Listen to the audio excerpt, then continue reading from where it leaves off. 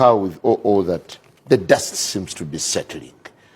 And what kind of reflection would the opposition do? Deliberately, Ofono Opondo avoided answering the question you set for him. Which if I remember, you asked him to assess the quality of this election. No. But he went to explain how and my apologies. I commiserate with the Honorable Ssemujju and my brother Sibambi. I will miss them. I was actually dying. Is that necessary? Yes, I was actually dying. I was actually dying that we meet on the floor because honestly, I have said it many times. Ssemujju is one of those MPs we shouldn't have lost. Ssemujju, this one, Abdu Katuntu. Abdu Katuntu, by the way, called me at midday after they declared on Friday and said, my brother, these people have overrun me. And he also considered, he said, he lost fairly, and at his age and the years he has spent, 24 years in Parliament, he doesn't think he should squabble publicly. Thank you. Honorable Ssemujju. I think all of us here are making the same mistake that the founders and promoters of NUP made. They thought Westj had just failed, that they can pump new energy in this election. Like you've seen, they are very energetic. And then they will be able to overrun the state. Because you're not competing against Museveni, you're competing with the state. And we spoke about the money security. First, Museveni has never changed. When Museveni came here, he outlawed political parties. I remember the debate in Parliament, he said now parties can operate only at the headquarters. I think that was the effect of the Article 269 in the Constitution. And Museveni hasn't changed. But I have said, even in this campaign, I kept telling people that Museveni is just bad-hearted, but he's very intelligent. I was comparing him to his son. I said, this one is very intelligent, but bad-hearted.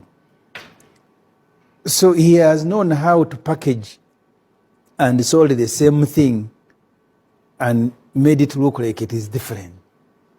If you're a political party, they will not allow you to address a rally. In Kampala, they will allow you to go and appear on a talk show. You go up country. So he has sort of ring-fenced some areas in Uganda only for himself. But you're competing, most important, against the state. It's money. And to his credit, Museveni has built a new alliance. Because at one time you had the north, you had the east.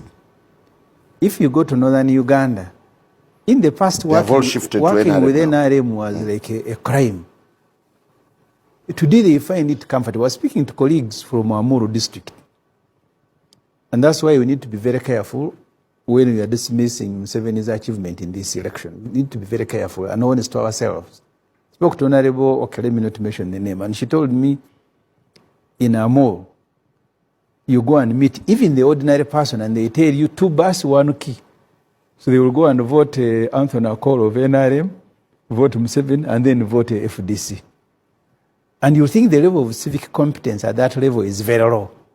But they are able to choose their candidates and they will stick by those candidates. So there is an alliance that Museveni has built, not because of any ideological shift, not because his government is performing miracles, but Museveni compromises leaders. He deprives you of leadership in every area. The people who are preparing opposition in the north are either quiet or they are with Museveni. But you should be worried that the north has shifted, the east has shifted, Rukunjiri and other places have also shifted. I want to look at this. I want to contextualize this. I kept telling people here, in Tanzania, Suluhu won elections with 98%. In Rwanda, I think Kagame wins by the same margin. That doesn't mean that is loved by 95% of the... It depends on what you are doing. The reason you see competition in Kenya is that in Kenya there is no single party that has monopolized the state. But here in Uganda, the NRM is the state. Yeah, but look at this, Honorable Ssemujju. You should be worried about the trajectory of opposition politics. What initially used to be your strongholds have since shifted to the NRM, and the NRM has also eaten into the regions that remain for you. Take, for instance, Buganda. You saw the statistics being floated by Nganda. Yes, I agree. Museveni has made some gains. I am now looking at how he made those gains. In this particular election, no, you're not allowed to address salaries. They're not allowing you to receive any money from outside. They will arrest anyone they think is bringing in money. They will withdraw the state funding. They will take over your headquarters. We faced similar problems, and our colleagues, when they were starting in UP, they said they didn't know how to do these things. They know. But Museveni hasn't changed. Even if you change players, you're going to face the same circumstances. You remember how they were abusing Besigye. But they are, even if you remove Bob Wine today and you bring Ofono Opondo, as long as Ofono Opondo is contesting against Museveni, he will be beaten the same way Besigye was beaten. He will be stopped the same way Kyagulanyi has been stopped. Until we've dealt with the circumstances under which people are doing politics in Uganda, the results are going to be the same. People get tired. Look, this particular election, I think, has the lowest turn-up in history. In my own constituency, on voting day, first of all, materials for polling had been brought in Chira a week earlier. But on the day of the election, materials were delivered to polling stations where I vote from at 9. When the materials were brought, now the machines were not working. You remember what I said here with NRM's procurement behavior? And I gave the example of Chogam when they went to buy limousines and brought automatic instead of manual, and they started fidgeting in garages. I had predicted that these machines will not work. I don't want to blame anyone for mismanaging. Maybe it was not intentional. But let's look at the conditions under which people do politics in Uganda before we blame anyone. In fact, things are going to get worse. You're talking about Kyagulanyi being given 24%. The next election, if the conditions don't change, the opposition candidate... Being given or gunnery? The opposition candidate may get given. I said given, and I meant it. The opposition candidate may even get 5 or 10%. Were you just given? Because... Yes, you are given. So if they choose to give you 20%... I mean, what you got, were you just given, that's what you earned? Me, I've told you mine. I want to concede. But conceding doesn't mean that things are okay elsewhere. They are even cheating. Look what the NRM MPs went through in Kampala here. You need to go and get their stories, what they were doing. An NRM friend told me that the trouble with this Ssemujju, you abuse us so much. Otherwise, you would simply have helped you. So there are those that they helped. Thank you. Honorable Lydia Wanyoto, when you analyze this election, does it serve any serious lessons for the country? And is this anything to write home about, despite your win? Would you be... Were you not at Entebbe with Besigye when you came back crying with the win, when Museveni had stopped Besigye from flying? Yes.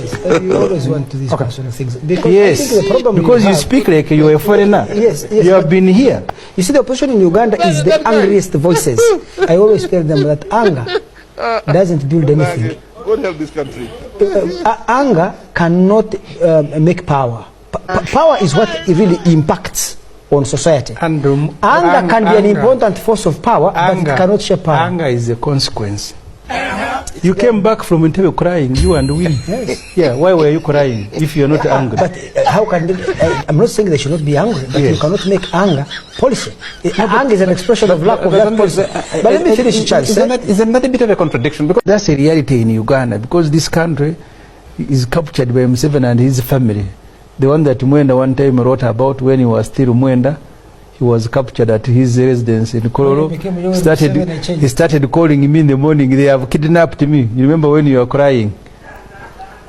You've repeated that. Yes, because he called me and I'm not lying. On this one, I am not lying. He has said it 100 times. Yes, I remember. This morning now is an apologist of Museveni, was the one who crying when he wrote about his family. That's the beauty of living long. So they see people change. Charles, you speak like you live in heaven. To build political parties, and they do what? we went into an election in which Museveni was holding a gun, beating everybody. Candidates say, I was the driver of Honorable Amriat. They kidnapped him. His shoes remained in Najanankumi and they shot at the electoral commission. But he was driven. The opposition in Uganda are fighting a dictatorship. At the same time, they want, when they go to address rallies, the dictatorship to kiss and hug them. When you are fighting a dictatorship, you must know the cost you're going to face. And in many parts of the world, the restrictions and violence of the dictatorship has always been the source of support for the opposition.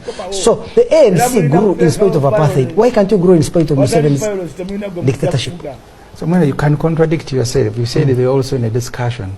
The whole idea, by the way, of inter-party dialogue, this iPod, was that maybe it's going to be very difficult to remove a military junta from power. So you begin a conversation.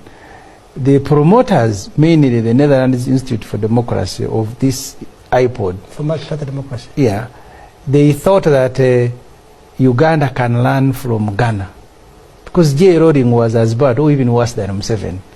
But at least there was a discussion and J-Rodding accepted the return of introduction of, they negotiated the constitution and moved from J-Rodding. He sponsored his vice president who lost an election and they handed over. So they thought that you can learn. Africa is growing and Uganda should also grow.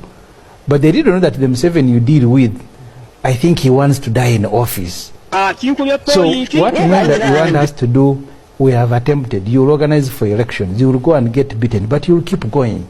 The man will announce himself a winner, whether he has won or not. I think that so what do you want us to do?